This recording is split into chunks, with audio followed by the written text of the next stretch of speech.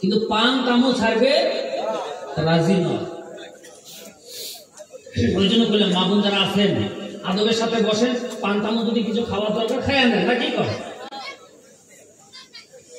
কিন্তু সবার মধ্যে বয়ান চলাকালীন গল্প করবেন না, সভা চলাকালীন বক্তব্য চলাকালীন চুচারা করবেন না, হই হাল্লা করবেন না। ঠিক আছে, ঠিক আছে, আমার সাথে একমত? তাহলে আসেন এক্ষুনি আপনাদের সম্মুখে পবিত্র কোরআন শরীফের 104 নম্বর সূরাটা আমি তেলাওয়াত করেছি। কত নম্বর? কত নম্বর? 4 নম্বর। কোরআন শরীফের ভিতরে পারা কয়টা আছে? 30টা পারা আছে। সূরা কয়টা? আয়াত কয়টা? 6666টা।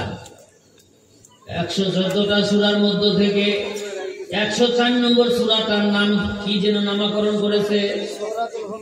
মাশাআল্লাহ। আছে আলিম এখানে আছে, মুফতি আছে, মুহাদ্দিস আছে, সাইদে সাইদে।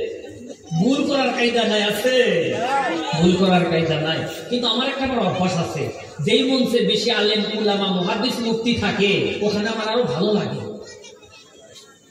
আজ থেকে কিছুদিন আগে উত্তর লক্ষ্মীপুর গিয়েছিলাম প্রোগ্রাম করতে। প্যান্ডেলে যায় দেখি কম্পিউটার নিয়ে আমার দুই দিকে দুই মুহাদ্দিস বসে আছে। টাইটেল মাদ্রাসা, নিশ্চয় মুহাদ্দিস মুফতি মুফাসসির। প্যান্ডেলের ভিতরে 18 জন, দুইটা কম্পিউটার দুই দিকে সৃষ্টি করেছে, এরকম ফিট করেছে। আমি প্রধান অতিথি। আজ থেকে কয়েক বছর আগে মনে হয় তখন দাঁড়িয়ে আরো ছোট ছিল। দুই দিকে দুই কম্পিউটার, দুই মুহাদ্দিস বসে আছে। আমি কোরআনের আয়াত বলি, ওরা বের করে। আমি হাদিস বলি বুখারীর, ওরা হাদিস লগে লগে বই করে। এরকম করে করে করে করে প্রায় 1.5 ঘন্টা আলোচনা করেছিলাম। ওইখানকার এক যুবক বাবা প্রায় 1.5 লক্ষ টাকা খরচ করে শুধু আমার বক্তব্য রেকর্ড করার জন্য ক্যামেরা কিনে নিয়ে এসে বসেছে। জোরে কোন সুবহানাল্লাহ। সে অদ্ভুতই আজও ইউটিউবে ঘুরতেছে। জোরে কোন সুবহানাল্লাহ। কয়েকটা শুধু আপনার ওয়াজ রেকর্ড করার জন্য আজকেই ক্যামেরা সেট নিয়ে আসলাম। জোরে কোন আলহামদুলিল্লাহ। আমার ভাইয়েরা, তাহলে যদি আলেম আছে, মুফতি আছে, মুহাদ্দিস আছে, ভালো লাগবে। কোরআন শরীফের 104 নম্বর সূরাটার নাম নামকরণ করা হয়েছে সূরাতুল হুমাযা।